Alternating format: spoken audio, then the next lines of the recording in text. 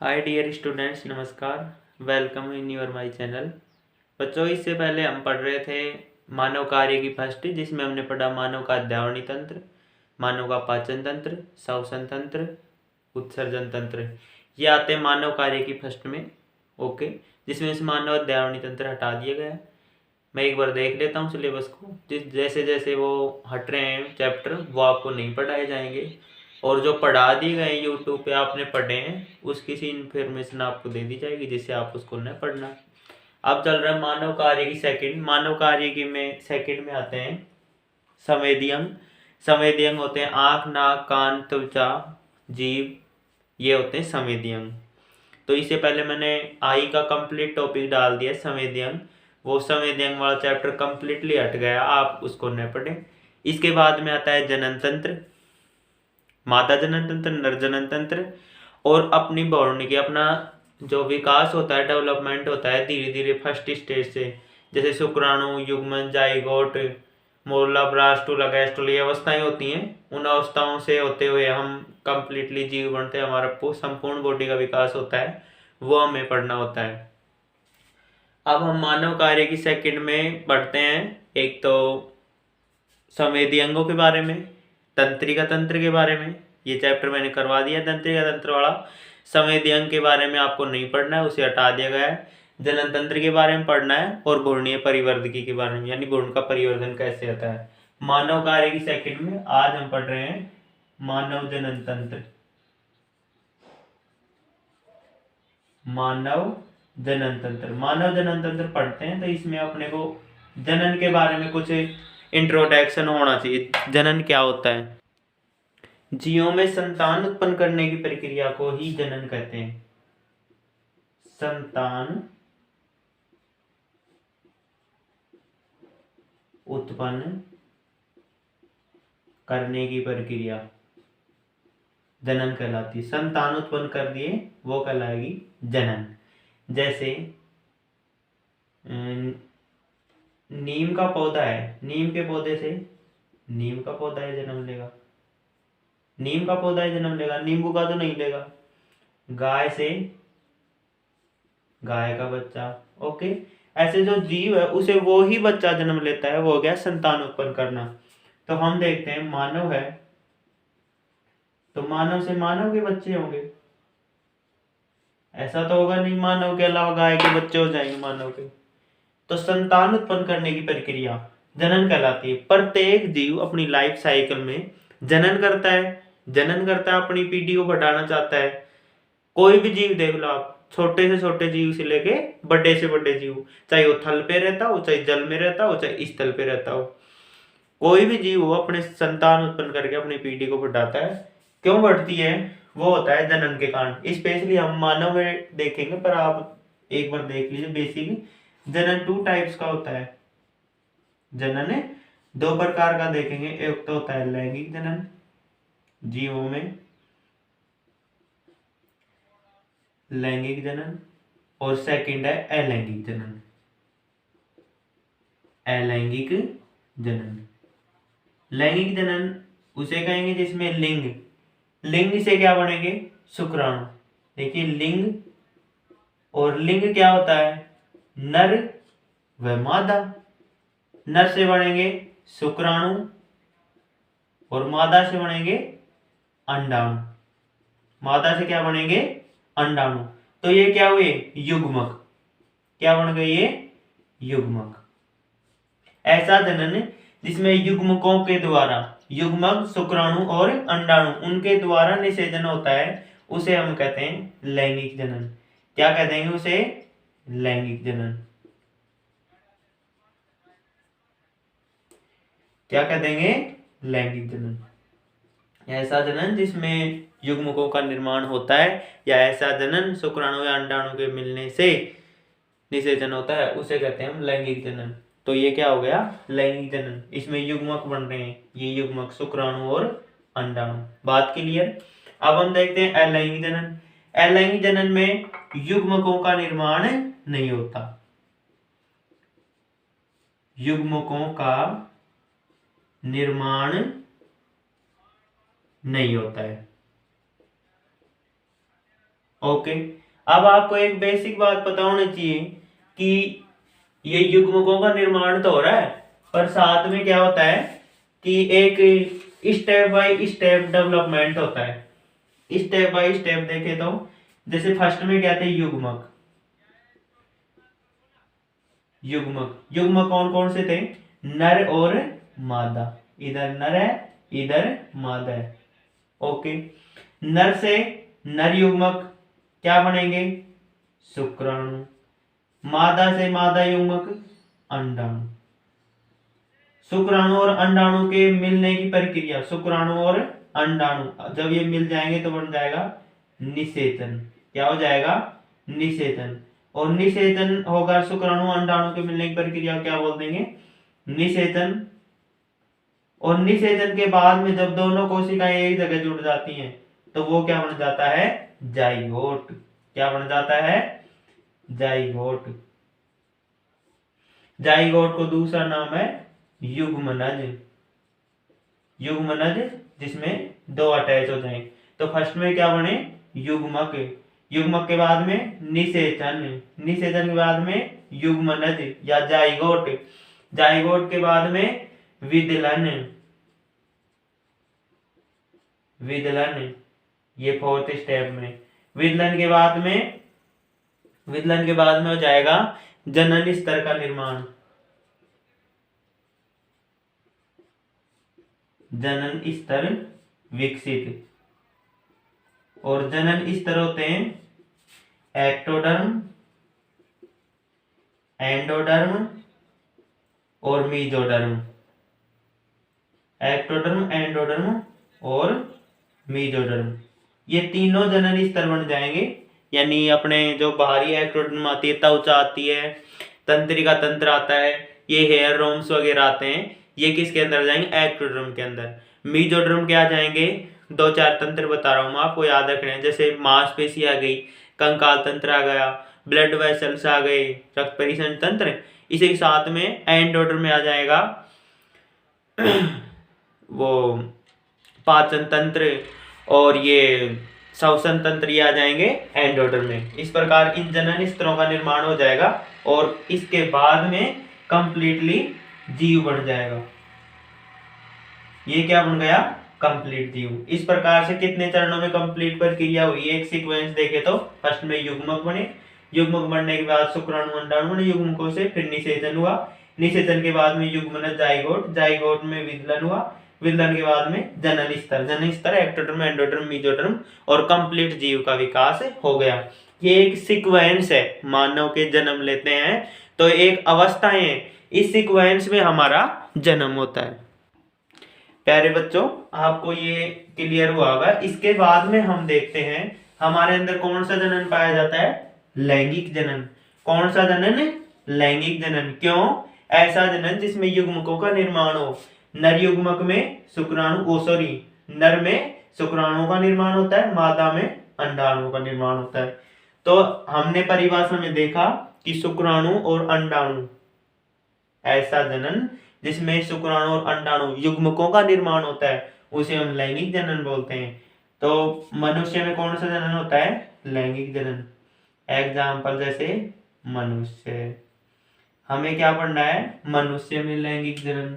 अब देखिए लैंगिक जनन कब होगा, जैसे ये कंप्लीट जीव बन चुका है, ये जीव बन चुका है, और जनन कब होगा, एक तो होगा नर और एक होगा मादा।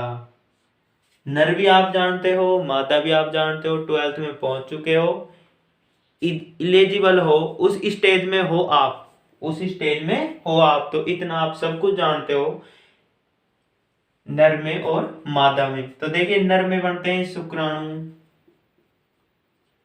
शुक्राणु, और मादा में बनते हैं अंडाणु।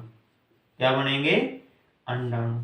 शुक्राणु बनते हैं वृषण से और अंडाणु बनते हैं अंडाशय से। किससे बनते हैं, अंडाशय से। तो इनको हमने क्या दे दिया, इनको हमने क्या दे दिया, जनन अंग। कौन से, प्राथमिक जनन अंग,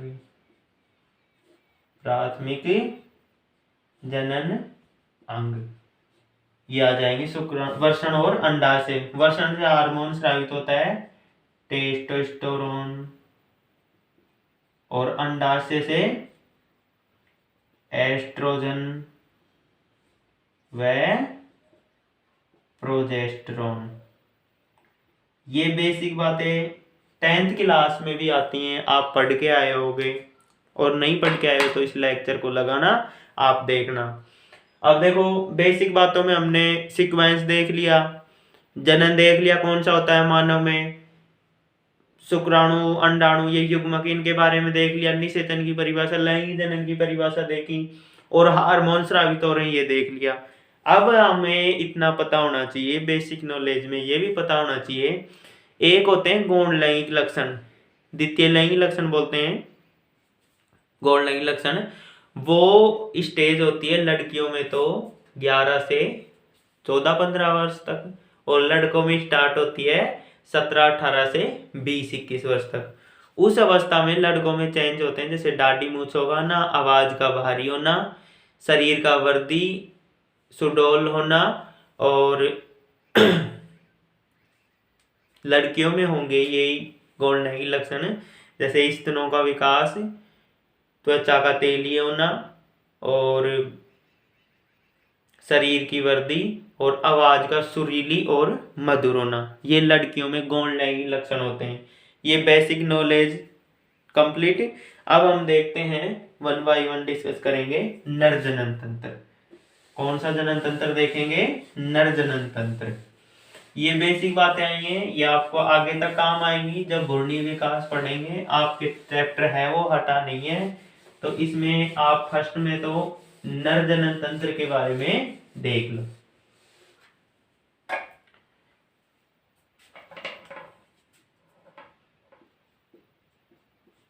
कौन सा पढ़ रहे हैं हम? नर जनन तंत्र, नर में। अब देखिए 2 चीजें बता रखी हैं, एक तो होते हैं प्राथमिक जनन अंग, प्राथमिक जनन अंग, और एक होते हैं द्वितीय जनन अंग। यहीं पे कर देते हैं द्वितीय जनन अंग।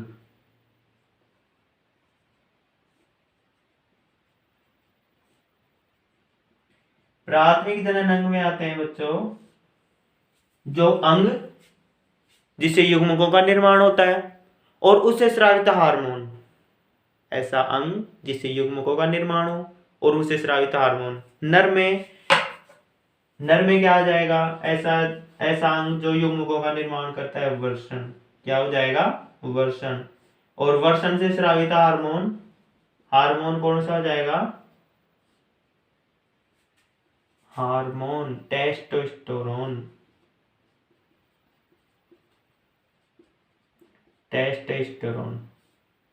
व एंड्रोजन। ये लैंगिक हार्मोन है, वर्षण से स्रावित होते हैं टेस्टोस्टेरोन व एंड्रोजन। अब बात आती है द्वितीयक जनन अंग। इसके अलावा द्वितीयक जनन अंग क्या क्या हो जाएंगे? वर्षण के चारों ओर का आवरण जो उसकी रक्षा करता है, वर्षण कोश। क्या हो जाएगा? वर्षण कोश। इसके बाद में आ जाएगा शुक्रवाहिनी, शुक्राणुओं को ले जाने वाली नलिका वाहिनी ले जाना। इसके बाद में आ जाएगा शुक्राशय। क्या आ जाएगा? शुक्राशय। इसके बाद में आ जाएगा प्रोस्टेट ग्रंथि।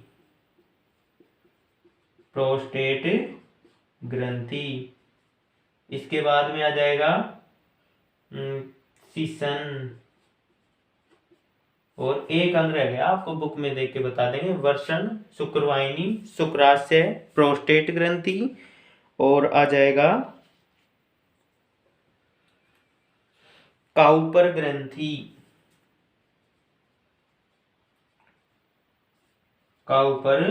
ग्रंथि। इस प्रकार से ये सभी आ जाएंगे द्वितीयक जनन अंग में, और ये आ जाएगा वर्षण और उससे स्रावित हार्मोन प्राथमिक जनन अंग में। अधिकतर स्टूडेंट्स को प्रॉब्लम होती है कि भाई डायग्राम कैसे बनाएं। डायग्राम एकदम बेसिक बताऊंगा आपको, जो आप एग्जाम में बना के आ सको और आसानी से आपको समझ में आए। एग्जाम में आप आसानी से बना के आ सको और एग्जाम में भी आपको समझ में आए, वो डायग्राम आपको बताऊंगा। देखिए आपको वन साइड में दिखाना है, जैसे मैं यहाँ पे खड़ा हूं तो एक साइड का पोर्शन इधर इधर वाला दिखाना है। देखिए फर्स्ट में आपको बनाना है वर्षण कोश। क्या बनाना है? वर्षण कोश। तो देखिए ये तो है वर्षण, दूसरे कलर से बनाते हैं, ये हो जाएगा वर्षण। ये वर्षण स्थित होता है वर्षण कोश में। किस में स्थित होता है? वर्षण कोश में। और वर्षण से निकलते हैं शुक्राणु, वर्षण कोश आगे खुल जाता है शुक्रवाहिनी में। यहां से शुक्रवाहिनी निकलती है, शुक्राणुओं को ले जाने वाली नलिका। और यहाँ पर होता है हमारा मूत्राशय, और ये स्टोर होती है अस्थायी रूप से कुछ समय के लिए। इसे बोल देंगे शुक्राशय। क्या बोल देंगे इसे? शुक्राशय।